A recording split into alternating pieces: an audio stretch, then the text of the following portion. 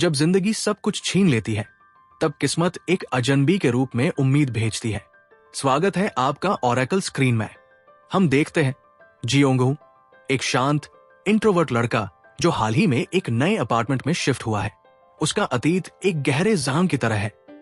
एक फेल हुई relationship, career में गिरावट और आत्मविश्वास की कमी। वो अकेले अपने छोटे से फ्लैट में दिन बिताता है, किताबें पढ़ता है और खुद से भी बात करने से कतराता है। लेकिन तभी एंट्री ऑफ सुबिन, उसकी ऊंची आवाज, तेज रफ्तार और बिल्कुल उल्टी पर्सनैलिटी। जिंदगी में कुछ लोग दरवाजा खटखटाकर नहीं आते, वो बस धड़धड़ाकर घुस जाते हैं। टकराव की शुरुआत। जियोंगहू और सुबिन के बीच की पहली मुठभेड़ काफी हास्यजनक है। शोर, शिकायत और अनबन। सुबिन एक बोल्ड और आउटगोइंग लड़की है जो सोशल मीडिया पर एक्टिव है और उसके पास हर चीज का जवाब होता है। वो दोनों एक दूसरे के लिए सबसे बुरे पड़ोसी थे, लेकिन शायद सबसे अच्छे साथी भी बन सकते थे। धीरे धीरे बदलती सोच। कुछ ही दिनों में एक जबरदस्ती की बातचीत एक छोटी सी दोस्ती में बदल जाती है। सुबिन जियोंगहू को बाहर निकलने, लोगों से मिलने और अपने डर का सामना करने के लिए कहती है। वो उसके अंदर के गुम हुए कॉन्फिडेंस को फिर से जगाने की कोशिश करती है। कभी कभी सबसे गलत इंसान तुम्हें खुद से मिलवाता है। Emotional reveal. जियोंगहू एक दिन अपना पुराना स्केचबुक निकालता है, जिसे देखकर सुबिन चौंक जाती है। उसका टैलेंट कमाल का है। जिन सपनों को तुमने दफन कर दिया, वो किसी और की नजरों में अब भी जिंदा हो सकते हैं। वो उसे एक आर्ट एग्जीबिशन में पार्ट लेने के लिए कहती है, लेकिन जियोंगहू डरा हुआ है। Turning point. जब सुबिन एक दिन अचानक गायब हो जाती है, तो जियोंगहू को एहसास होता है कि उसकी लाइफ अब सुबिन की वजह से बेहतर हुई थी। हमेशा सबसे जरूरी चीज तब समझ आती है जब वो हमारे पास नहीं होती।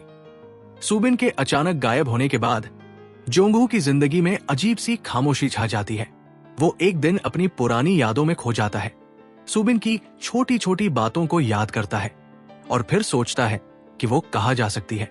जब हमें लगता है कि हम खुद को खो चुके हैं, तब हमें किसी दूसरे इंसान की जरूरत होती है जो हमें फिर से ढूंढ सके। उसकी दुनिया सूनी हो जाती है और उसे ये एहसास होता है कि सुबिन उसकी जिंदगी का हिस्सा बन चुकी थी और अब वो उसे खोना नहीं चाहता। The realisation.